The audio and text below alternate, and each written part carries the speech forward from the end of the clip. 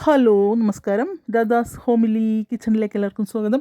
അപ്പോൾ നമുക്ക് ഇന്നത്തെ ഈ പുഴയും കടന്നിൻ്റെ കഥയൊന്ന് കേൾക്കാം. ഇപ്പോൾ 4/6/26 കഥയാണ് കേട്ടോ. അങ്ങനെ കഥയിൽ നമ്മുടെ കാവേരി ശിവരാമൻ്റെ വീട്ടിലെത്തിയിരിക്കുകയാണ്. അപ്പോൾ ശിവരാമൻ ആദ്യം വിളിച്ചു പറഞ്ഞൊരു ഇങ്ങനെ അരവിന്ദൻ സാറിൻ്റെ മോള് കാവേരി അവിടെ വരും എന്ന് പറയുന്നുണ്ട്. പക്ഷെ മുഴുവൻ പറയാൻ പറ്റുന്നില്ല. അപ്പോൾ ഗംഗോട് പറഞ്ഞു കൊടുക്കുകയാണ് കാവേരി ഏതൊക്കെ വഴി കൂടെയാണ് ഇതിൻ്റെ യഥാർത്ഥ ഉടമസ്ഥനെ കണ്ടെത്തി എന്നുള്ള കാര്യങ്ങൾ ഗംഗയുടെ അടുത്ത് പറഞ്ഞു കൊടുക്കുകയാണ്. അങ്ങനെയാണ് ഗംഗയുടെ അടുത്ത് കാവേരി ഇങ്ങനെ ശിവരാമൻ്റെ ഭാര്യയെ കാണാൻ പോയ കാര്യം പറയുന്നുണ്ട്.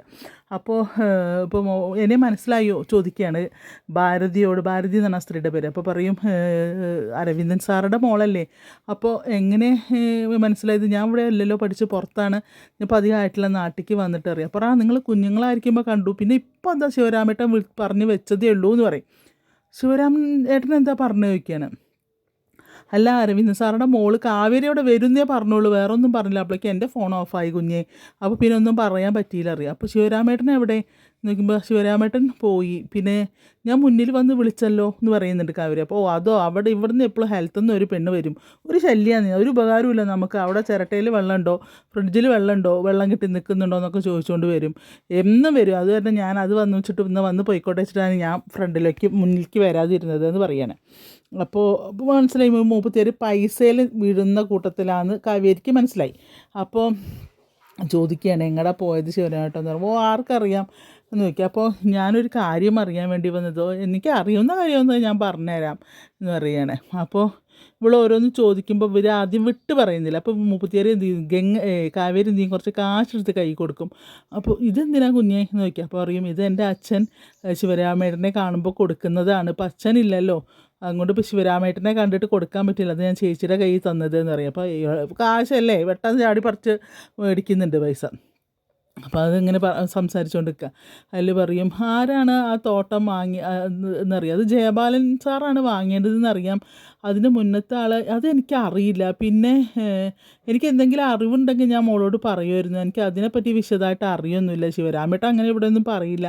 പിന്നെ ഇവിടെ ഇടയ്ക്കിടയ്ക്ക് ഒരാൾ ശിവരാമേട്ടൻ്റെ കൂടെ വരാറുണ്ട് നോക്കി. അപ്പോൾ അതാരോഗ്യമ്പോൾ അത് ജയബാലൻ സാറാണ് തോന്നുന്നു, വേറെ ആരോ ആണ് ഇവിടെ വരാറുണ്ട് പറയും.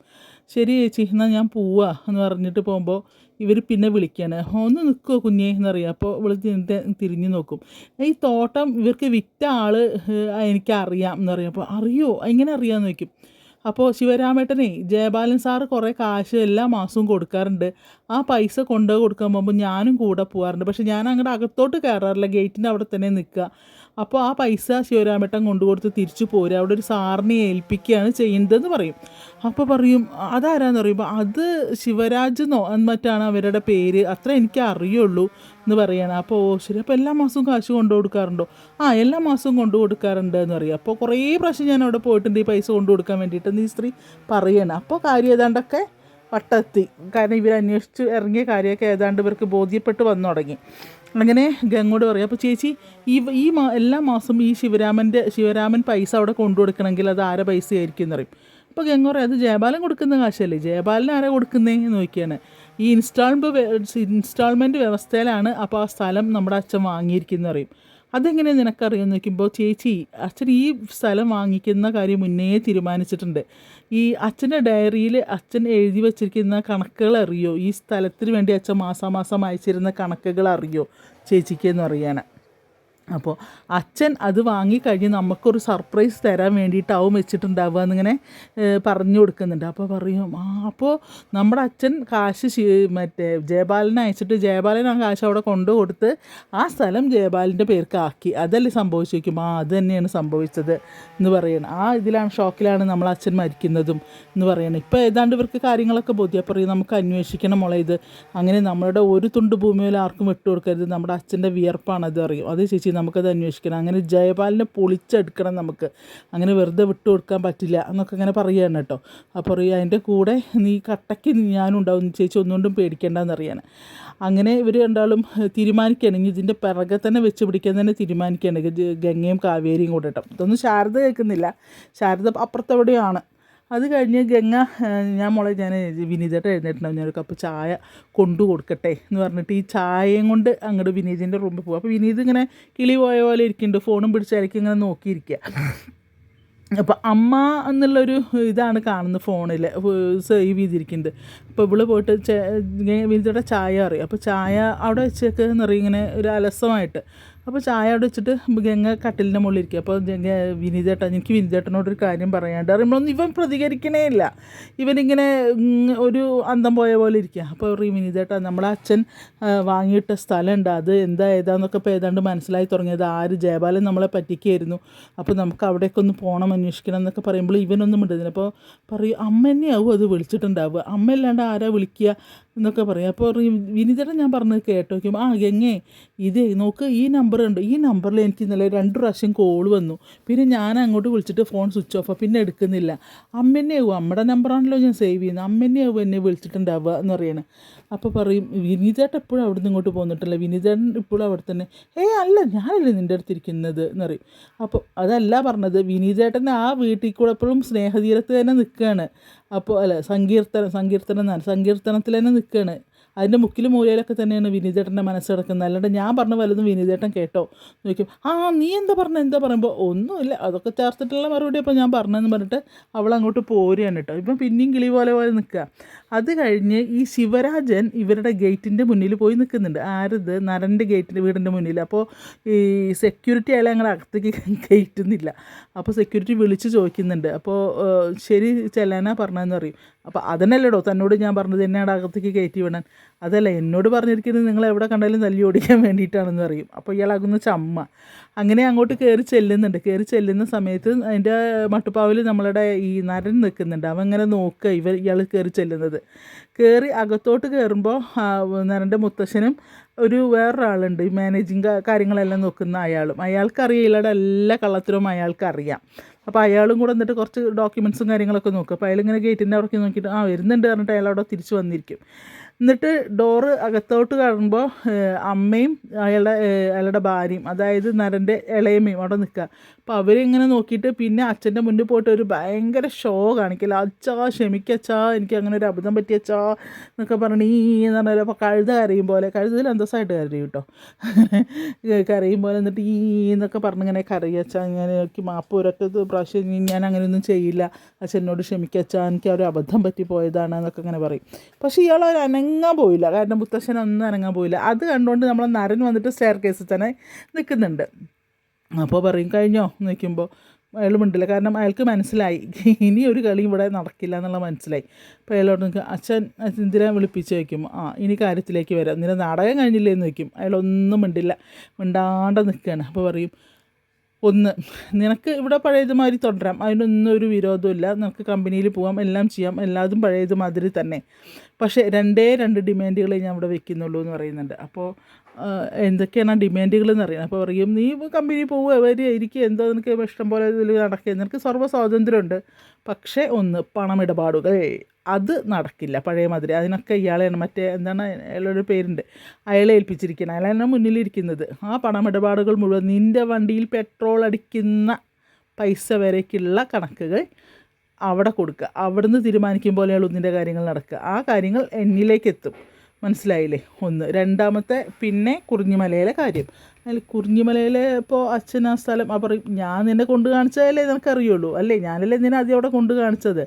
ആ കുറിഞ്ഞിമലയിലെ അരവിന്ദൻ്റെ മക്കൾക്ക് അവകാശപ്പെട്ട സ്ഥലമാണത്. അതായത് അവർക്ക് മനസ്സിലായിട്ടുണ്ട് ഈ സ്ഥലം ഞാനാണ് അരവിന്ദൻ അവിടെ അവർക്ക് കൊടുത്തതെന്നുള്ളത്, അതായത് രജിസ്റ്റർ ചെയ്തത് എന്നുള്ളത് എൻ്റെ സ്ഥലമാണെന്നുള്ള വിവരം അവർക്ക് മനസ്സിലായിട്ടുണ്ട്. അപ്പോൾ ഏത് സമയം വേണമെങ്കിലും അവരിവിടെ എത്താം.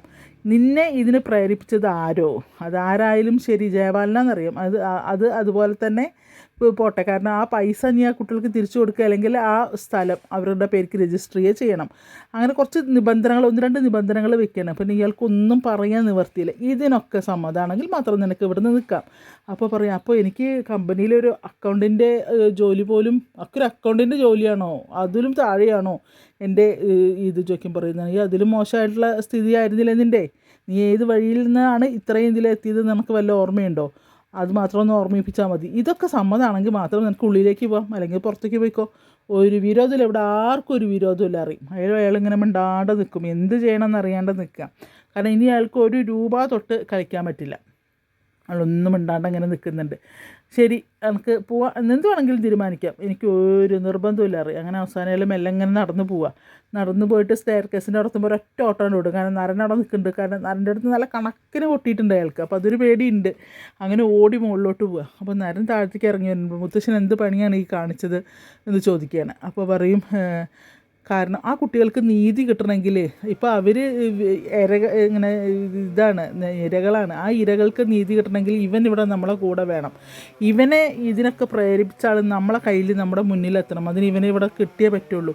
അങ്ങനെ ഇവനെ കൊണ്ട് തന്നെ അതൊക്കെ ചെയ്യിക്കണം എന്നൊക്കെ ഇങ്ങനെ പറയുകയാണ്. അതുകൊണ്ട് കാത്തിരിക്കുകയാണ് എന്നൊക്കെ പറയുന്നുണ്ട് മുത്തശ്ശൻ. അവരുടേതായിട്ടുള്ള കുറേ കാര്യങ്ങളൊക്കെ ഇയാളോട് പറഞ്ഞു കൊടുക്കുന്നുണ്ട്.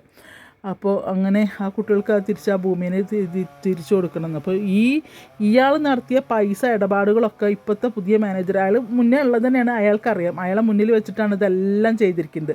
അപ്പോൾ അതെല്ലാം ഇയാൾക്ക് അറിയാം.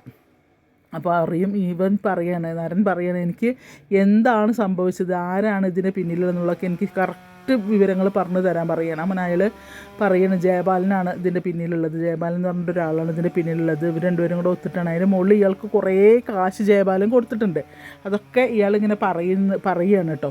അത് കഴിഞ്ഞ് ഇയാൾ ഓടി ചെന്ന് ജയപാലിനെ വിളിക്കുകയാണ്. കാരണം ജയപാലിനെ വിളിച്ചേ പറ്റും. അപ്പോൾ ജയപാലൻ ദേഷ്യപ്പെടുക, നീ എന്ത് പണിയായി കാണിക്കുന്നത്, എന്നെ ഒറ്റയ്ക്ക് ഒരു കുഴി തള്ളിയിട്ട് നീ രക്ഷപ്പെടാൻ നോക്കുകയാണോ, അത് നടക്കുന്ന കാര്യമൊന്നുമില്ല കേട്ടോ എന്ന് പറയും. ജയപാലൻ, നീ വിചാരിക്കുന്ന പോലെയൊന്നും അല്ല കാര്യങ്ങൾ, ഇവിടെയൊക്കെ ആകെ പ്രശ്നമാണ്. എന്ത് പ്രശ്നം? ഒരു പ്രശ്നവുമില്ല. രണ്ടുപേരും കൂടെ തോണി മുങ്ങുമ്പോൾ ഒരുത്തൻ കയത്തിപ്പെട്ട് ഒരുത്തൻ നീന്തി കയറി. എന്നിട്ട് ഈ കയത്തി കിടക്കുന്നവൻ കൈ നീട്ടുമ്പോൾ തരാൻ പറ്റില്ല എന്ന് പറയുന്നത് ശരിയല്ല. അപ്പോൾ നീ അതാണ് ചെയ്യുന്നത് അറിയും. എനിക്ക് ഒന്നും ചെയ്യാൻ പറ്റില്ല. അല്ലെങ്കിൽ താനൊരു കാര്യം, എനിക്ക് താൻ തന്ന പൈസയ്ക്ക് ഞാൻ തിരിച്ചു തരാം, താൻ എന്താ വെച്ചാൽ ചെയ്യുന്നറിയാം. അതൊന്നും നടക്കില്ല. താൻ ഇതിന് കൂട്ടു നിൽക്കാൻ വേണ്ടിയിട്ടാണ് തൻ്റെ അണ്ണാക്കിലേക്ക് ഞാൻ കുറേ കാശ് ലക്ഷങ്ങളാണ് തന്നിട്ടുണ്ട്, ഒന്നും രണ്ടൊന്നും അല്ല. അതുകൊണ്ട് എനിക്കിതിനെന്തെങ്കിലും ചെയ്തേ പറ്റുള്ളൂ അറിയുമ്പോൾ എനിക്കൊന്നും പറ്റില്ല അറിയും.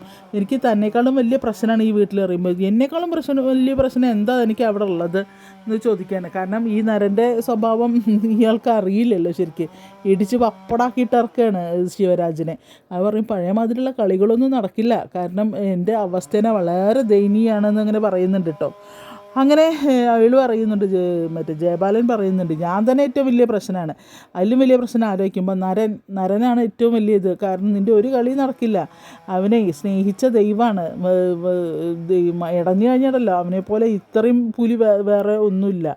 കാരണം കൂട് തുറന്നിട്ട നരി പോലെ അവൻ അങ്ങോട്ട് വരും. ഒരു വരവ്, ഒരു രക്ഷയുണ്ടാവില്ല. പിന്നെ പിടിച്ച് നിൽക്കാൻ പറ്റില്ല ജയപാലൻ നിനക്കെന്ന് പറയാൻ. അപ്പോൾ അത് പറയുമ്പോൾ ഇയാളൊന്നും ഞെട്ടുണ്ട്. കാരണം ഇയാളുടെ സ്വഭാവം ശരിക്കും അറിയാം. കാരണം അത് പറയുമ്പോൾ ഇയാളൊന്നും ഞെട്ടുന്നുണ്ട്. അപ്പോൾ അങ്ങനെയൊക്കെയാണ്. പിന്നെ അത് കഴിഞ്ഞ് നമ്മളുടെ ഗംഗയും കൂട്ടി വിനീതിൻ്റെ വീട്ടിൽ പോകുന്നൊക്കെ ഉണ്ട് കേട്ടോ. അതൊക്കെ നാളത്തെ എപ്പിസോഡിലാണ് വരുന്നത്. വിനീതിൻ്റെ വീട്ടിൽ പോകുന്നുണ്ട്.